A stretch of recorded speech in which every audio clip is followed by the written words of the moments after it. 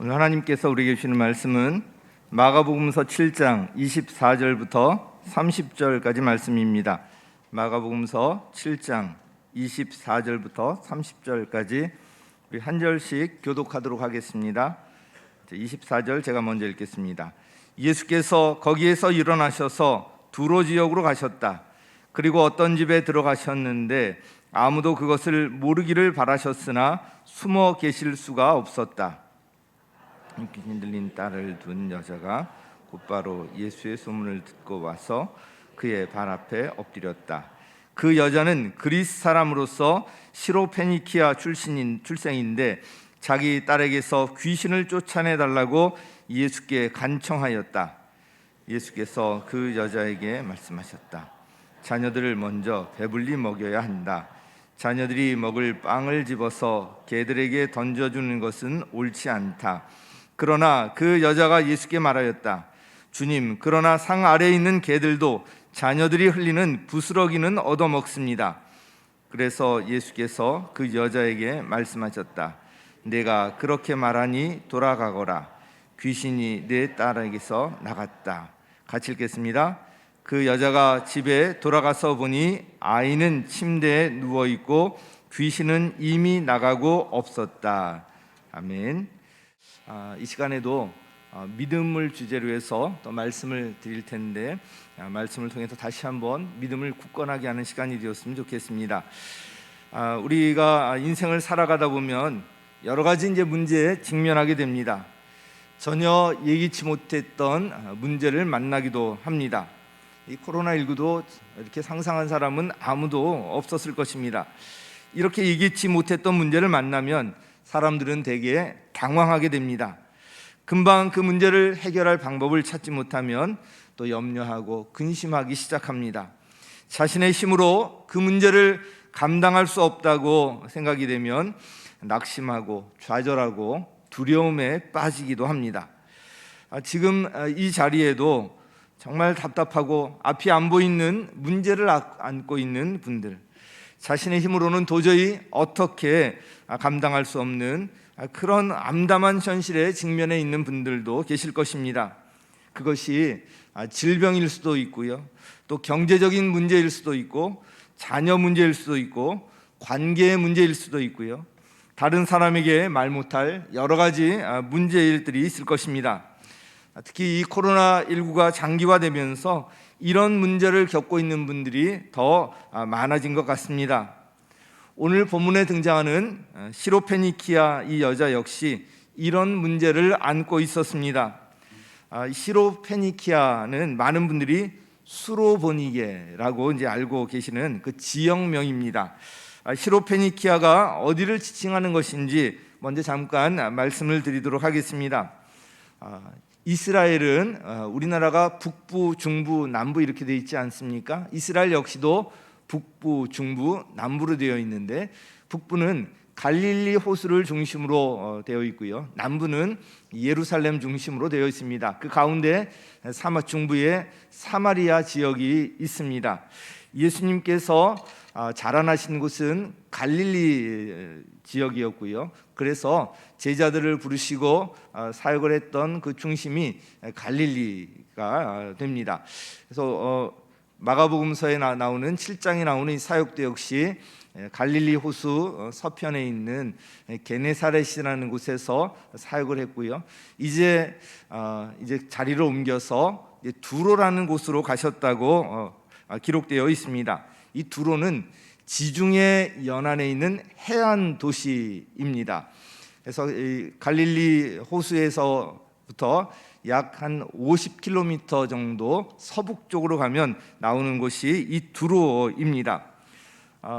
바로 이 항구 도시로서 아주 중심지 역할을 했었고요, 아주 그래서 부유한 그런 도시였습니다. 두로는 좀 더 북쪽에 위치해 있는 또 시돈이라는 도시가 있는데 이 두로와 시돈이 바로 페니키아를 대표하는 도시였습니다. 지금의 레바논 지역을 생각하시면 되겠습니다. 그런데 이 당시에 이 페니키아는 시리아에 속해 있었습니다. 행정상 시리아에 속해 있었기 때문에 시리아의 페니키아, 그래서 시리아 페니키아, 그래서 시로 페니키아라고 부르는 것입니다. 예수님께서 갈릴리를 떠나서 이곳으로 가셨는데 아무도 모르게 가셨다고 하는 것을 보면 잠시 무리를 떠나 휴식을 취하기 위해 가신 것으로 보입니다. 같은 사건이 기록되어 있는 마태복음 15장 23절에 보면 제자들도 여기에 같이 동행했음을 알 수가 있습니다. 그런데 예수님에 관한 이 소문을 들은 여자 한 사람이 곧바로 예수님을 찾아옵니다. 이 여자는 시로페니키아에서 출생한 그 땅의 토박이인 것 같은데요, 그리스 사람이었습니다. 그녀가 유대인이 아닌 이방인이라는 것을 분명히 밝히고 있습니다. 그녀는 큰 문제를 안고 있었습니다. 자신의 딸이 악한 귀신이 들려 있었던 것입니다. 악한 귀신에 눌려서 그 딸이 고통받고 있는 그 모습을 부모로서 도저히 볼 수가 없었을 것입니다. 딸만 고칠 수 있다면 어떤 희생이라도 감수하려고 하는 것이 부모의 심정입니다. 저희 외할머님께서 지금은 이제 안 계시지만 이제 시골에 이제 계실 때 저희 어머니가 이제 막내셨거든요. 외할머니 돌아가시기 전에 찾아뵈야 된다 해서 자주 이제 서울에 살면서 양평이 있는 저 시골로 내려갔던 기억이 있는데요. 그때마다 이제 제가 거의 어머니와 같이 동행을 했습니다. 지금은 두 분 다 계시지 않지만 그때 저희 외할머님 뵈면 늘 그런 말씀을 하셨거든요. 저희 어머니가 그 질병이 여기저기 굉장히 많으셨는데, 그래서 몸이 많이 약하셨는데 저희 외할머님이 늘 그러시는 거예요. 그 막내딸을 보시면서 내가 네 어미 병을 다 그냥 가지고 내가 짊어지고 그렇게 갔으면 좋겠다. 늘 이제 이런 말씀을 아주 자주 하셨거든요. 그래서 처음에는 그냥 대수롭지 않게 들렸는데 지나고 나니까 참 그것이 부모의 심정이구나, 그런 생각이 들었는데 그 진심으로 늘 그런 말씀을 하셨습니다. 오늘 이 시로페니키아 이 여자도 딸이 이렇게 악한 귀신이 들려서 고통받고 있는 이 모습을 정말 어떻게라도 이걸 고쳤으면 하여튼 무엇이라도 할 수 있겠다, 아마 이런 생각을 갖고 있었을 것입니다. 그런데 그 지역에 예수님이 오신다는 소문을 듣게 됩니다. 그래서 곧바로 예수님을 찾아와서 그 예수님 발 앞에 엎드렸다고 기록하고 있는데, 이런 기록으로 보면 그녀가 이 딸의 치유를 위해서 얼마나 간절한 마음으로 애를 태웠는지 잘 알 수가 있습니다. 오늘은 이 시로페니키아 이 여자를 통해서 그녀의 믿음의 관점에서 하나님께서 오늘 우리에게 주시는 메시지 몇 가지 살펴보려고 합니다. 그 첫 번째는요, 하나님께 나아가는데 특별한 자격이 필요한 것은 아니라는 것입니다.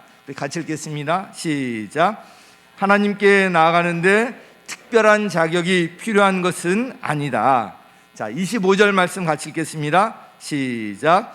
악한 귀신 들린 딸을 둔 여자가 곧바로 예수의 소문을 듣고 와서 그의 발 앞에 엎드렸다. 자, 이 구절을 보면 아주 단순합니다.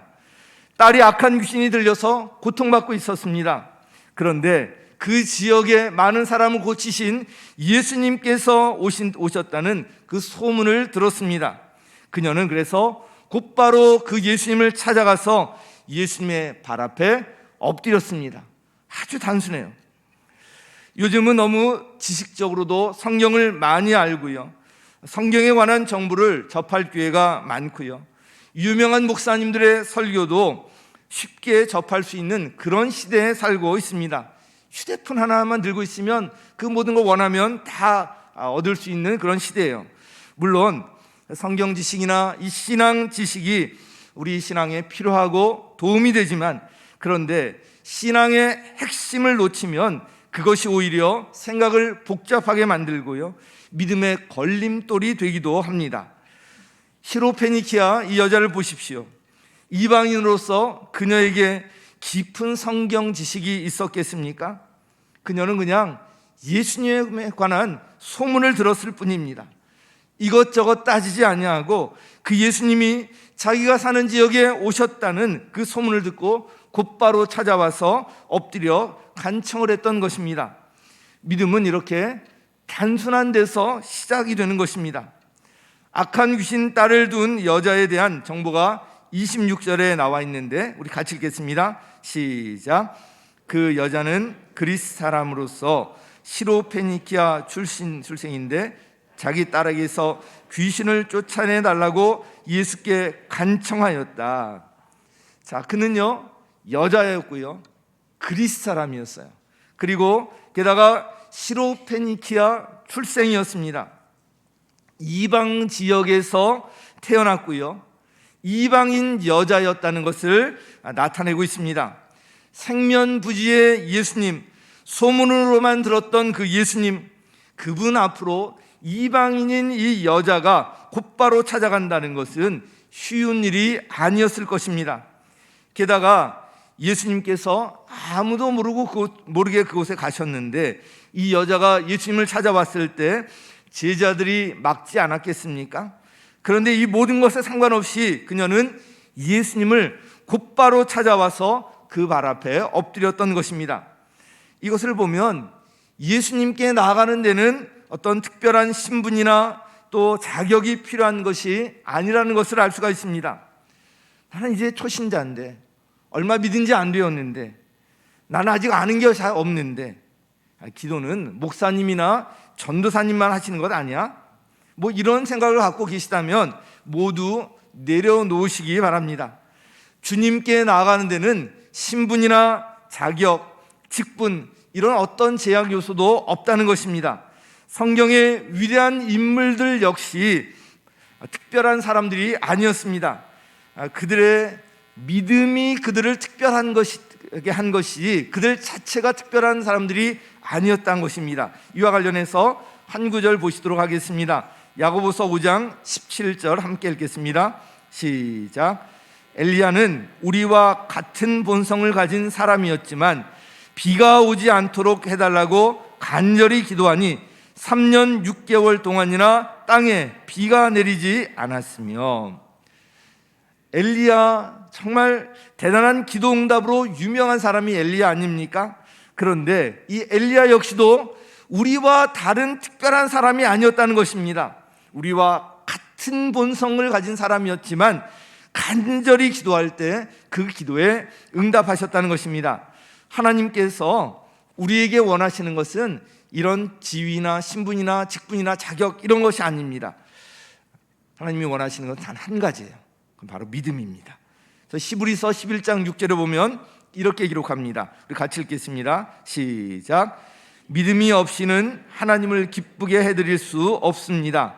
하나님께 나아가는 사람은 하나님이 계시다는 것과 하나님은 자기를 찾는 사람들에게 상을 주시는 분이시라는 것을 믿어야 합니다. 아멘.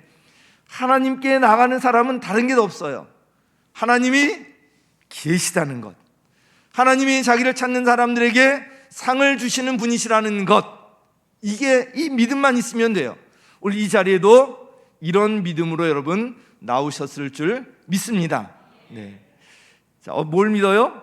하나님이 계시다는 것, 하나님을 찾으러 나왔잖아요. 우리에게 상을 주시는 분이시라는 것, 이건 믿음으로 고백하며 나가는 거예요. 다른 것 요구하지 않습니다. 바로 하나님이 원하시는 게 이거예요. 자, 그러면 여러분에게 어떤 문제가 생겼을 때 어떻게 해야 하겠습니까? 첫 번째, 점집을 찾아간다. 1-2, 기도의 자격이 없다고 생각하면서 염려와 걱정이 쌓여 혼자 끙끙 앓다가 스스로 절망에 빠진다. 2, 담대하게 주님 앞으로 나가 문제를 아뢰는다. 네, 정답은 항상 2번에 있다고 말씀드렸죠. 담대하게 하나님 앞에 나가는 거예요. 하나님께 나가는 데는 특별한 자격이 필요한 것이 아니라는 것 꼭 기억하시기 바랍니다.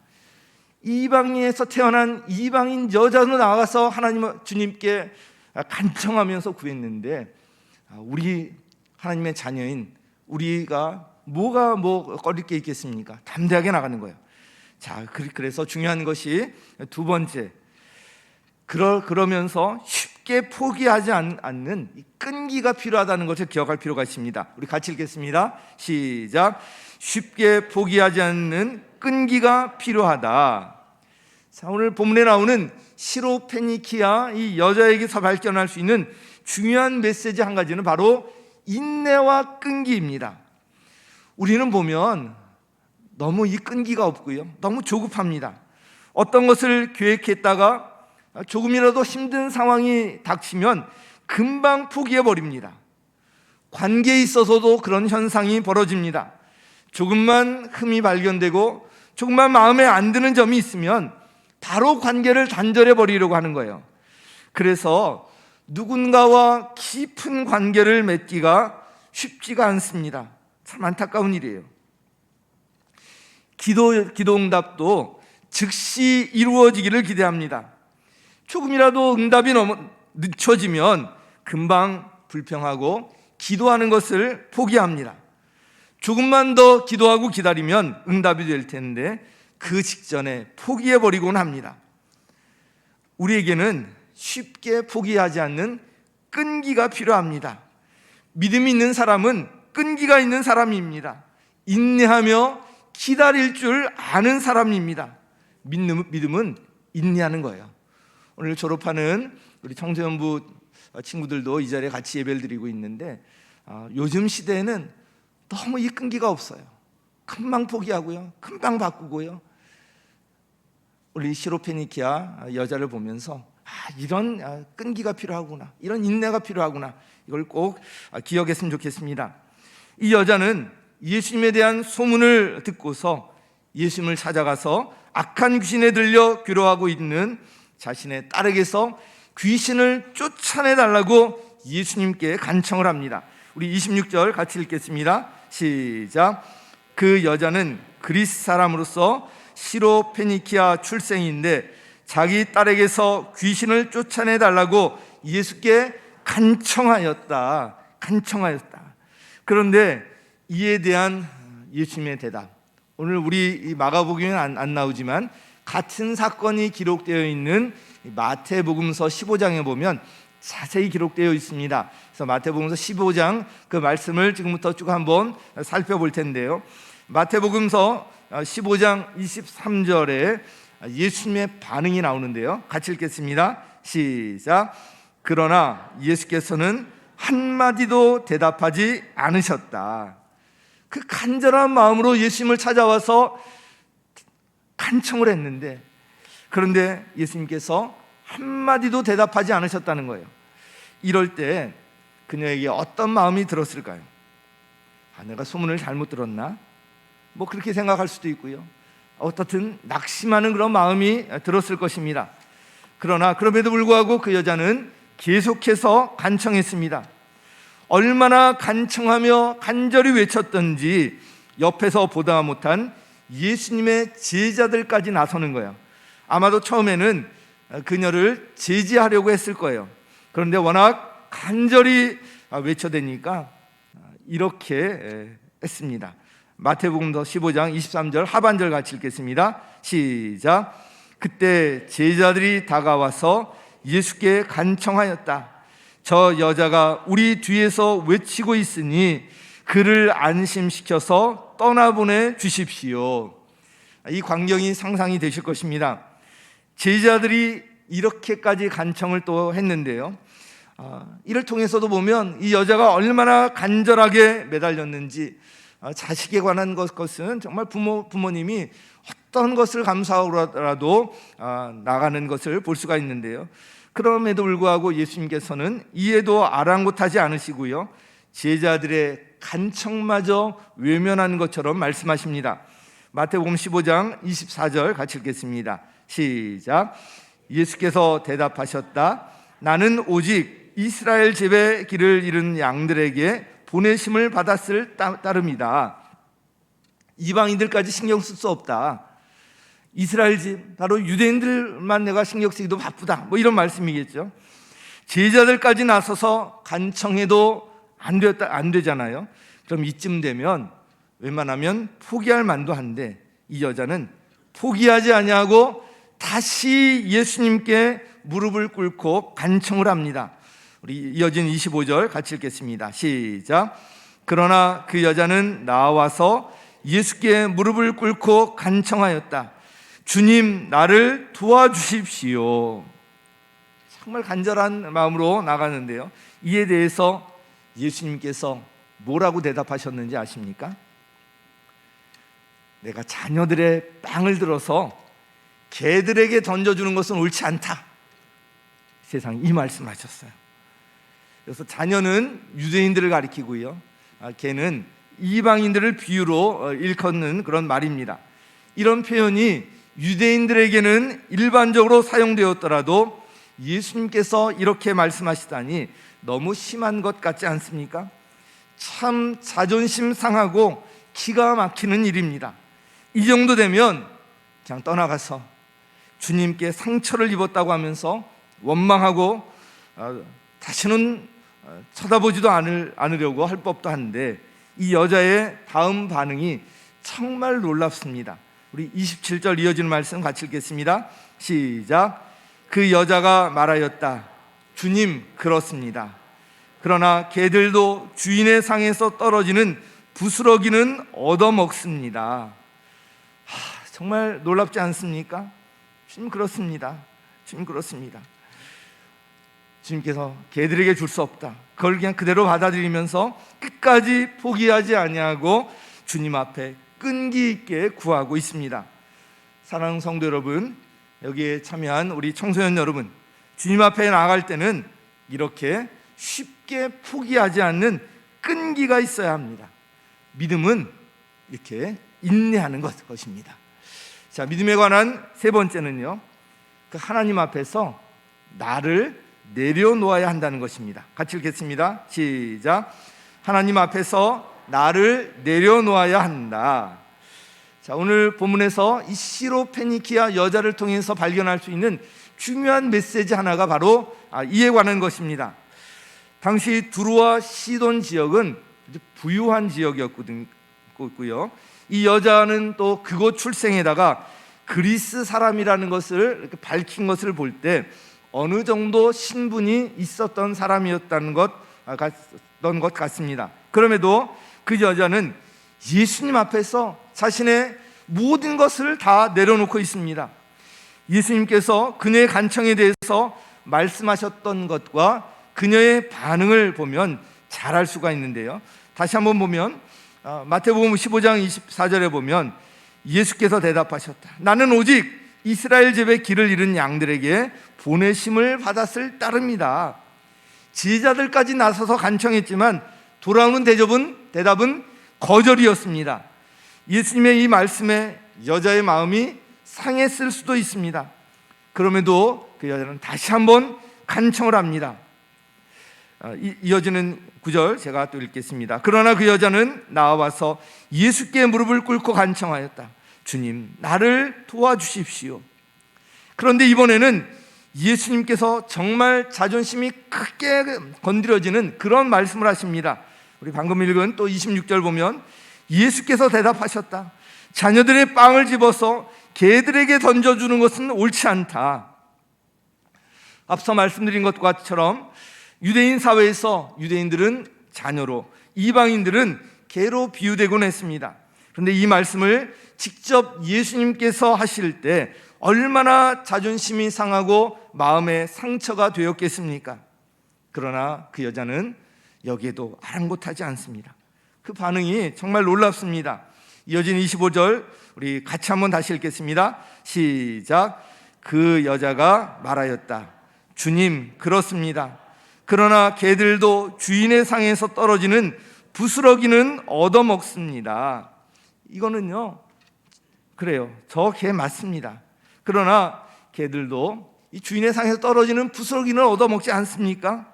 이런 말인데요, 정말 자존심 상하는 일이지만 끝까지 포기하지 아니하고 매달리고 있습니다.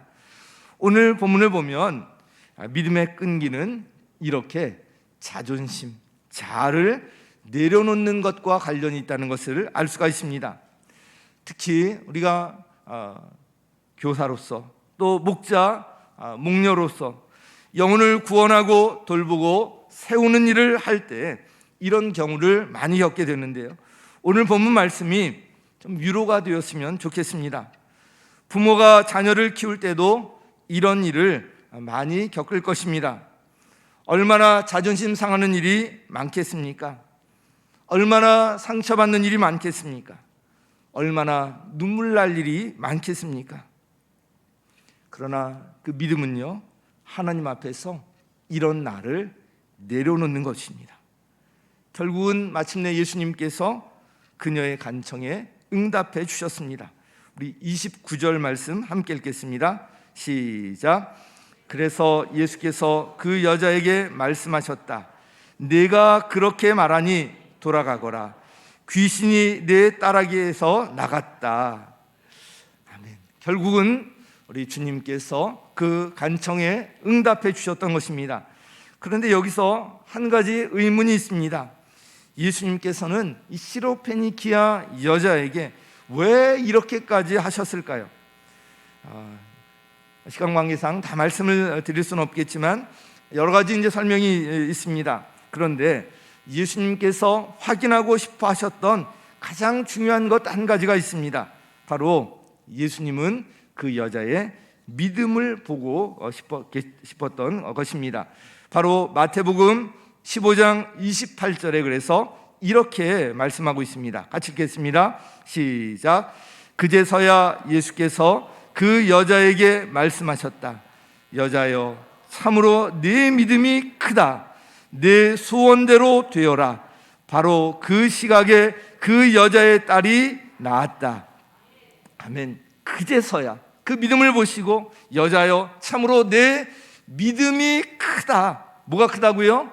믿음이 크다. 끝까지 끈기 있게 자존심과 자신을 내려놓고 하나님 앞에, 주님 앞에 매달리는 그 여자를 보고 그제서야 여자여, 참으로 내 믿음이 크다 하고 기도에 응답하신 것을 볼 수가 있습니다. 오늘 시로페니키아 여자의 믿음이라는 제목으로 믿음 내지 기도와 관련해서 세 가지 말씀을 드렸습니다. 첫 번째는요, 하나님께 나아가는데 특별한 자격이 필요한 것은 아니라는 것입니다. 신앙의 연조나 또 직분 여부와 관계가 없습니다.